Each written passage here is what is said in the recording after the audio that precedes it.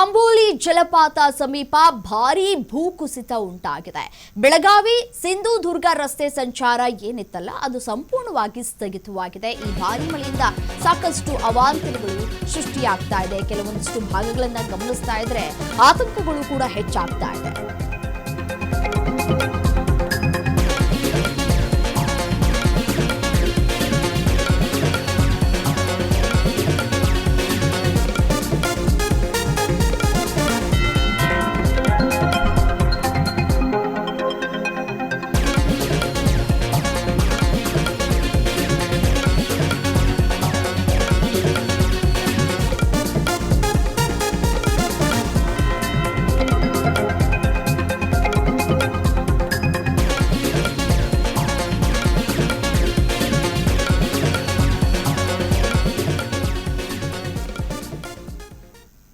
ಭಾರೀ ಮಳೆಗೆ ಸಾಕಷ್ಟು ಅವಾಂತರಗಳು ಸೃಷ್ಟಿಯಾಗ್ತಾ ಇದೆ. ಬೆಳಗಾವಿ ಸಿಂಧುದುರ್ಗ ರಸ್ತೆ ಸಂಚಾರ ಏನಿತ್ತು ಅದು ಸಂಪೂರ್ಣವಾಗಿ ಸ್ಥಗಿತವಾಗಿದೆ. ದೃಶ್ಯಾವಳಿಗಳಲ್ಲಿ ಗಮನಿಸ್ತಾ ಇದ್ದೀರಿ ಯಾವ ರೀತಿಯಾಗಿ ಟ್ರಾಫಿಕ್ ಜಾಮ್ ಉಂಟಾಗಿದೆ ಅಂತ ಹೇಳಿ.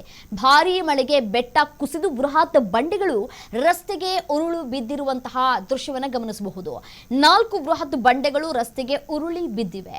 ಕರ್ನಾಟಕ ಮಹಾರಾಷ್ಟ್ರ ಗಡಿ ಮಾರ್ಗದಲ್ಲಿ ವಾಹನಗಳು ಪರದಾಟ ಪಡುವಂತಹ ಪರಿಸ್ಥಿತಿ ಕೂಡ ನಿರ್ಮಾಣವಾಗಿದೆ. ತಡರಾತ್ರಿ ಸಂಭವಿಸಿರೋದ್ರಿಂದ ಭಾರಿ ಅನಾಹುತ ಒಂದು ತಪ್ಪಿದೆ. ನಿರಂತರವಾಗಿ ಮಳೆಯಾಗ್ತಾ ಇದೆ.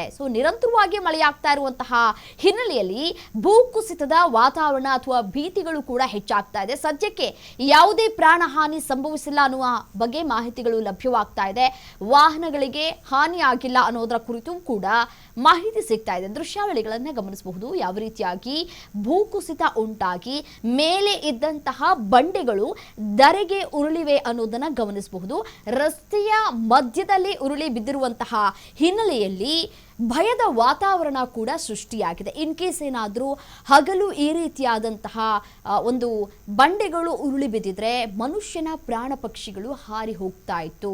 ಜನನಿ ಬಿಡ ಪ್ರದೇಶ ಆಗಿರುವಂತಹ ಹಿನ್ನೆಲೆಯಲ್ಲಿ ರಾತ್ರಿಡೀ ಸಂಚಾರ ಕೂಡ ಇರುತ್ತೆ. ಬೇರೆ ಬೇರೆ ಭಾಗದಿಂದ ಲಾರಿಗಳು ಓಡಾಟವನ್ನ ಮಾಡ್ತಾ ಇರ್ತವೆ. ಆ ಸಂದರ್ಭದಲ್ಲಿ ಏನಾದರೂ ಆಗಿದ್ದಿದ್ರೆ ಏನು ಕತೆ ಅನ್ನುವಂತಹ ಪ್ರಶ್ನೆಗಳು ಕಾಡ್ತಾ ಇದೆ. ನೋಡಿ, ವಯನಾಡ್ನಲ್ಲಿ ಯಾವ ರೀತಿಯಾಗಿ ಭೂಕುಸಿತ ಉಂಟಾಗಿ ಅಪಘಾತ ಆಯಿತು ಅಥವಾ ಈ ಒಂದು ದುರ್ಘಟನೆ ನಡೀತು ಅನ್ನೋದನ್ನ ಗಮನಿಸಿದ್ದೇವೆ.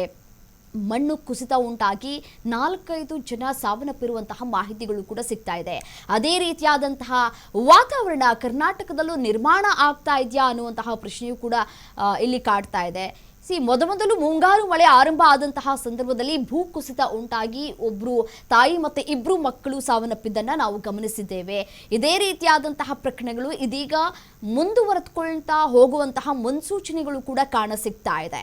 ಭಾರೀ ಮಳೆಯಿಂದಾಗಿ ನೆರೆಯ ಮಹಾರಾಷ್ಟ್ರದ ಜನಪ್ರಿಯ ಅಂಬೋಲಿ ಜಲಪಾತ ಸಮೀಪ ಭೂಕುಸಿತ ಸಂಭವ ಆಗಿರೋದನ್ನ ದೃಶ್ಯಾವಳಿಗಳ ಮುಖಾಂತರ ಗಮನಿಸಬಹುದು. ಮುನ್ನೆಚ್ಚರಿಕಾ ಕ್ರಮವನ್ನ ಕೂಡ ಈಗಾಗಲೇ ತೆಗೆದುಕೊಳ್ಳಲಾಗ್ತಾ ಇದೆ.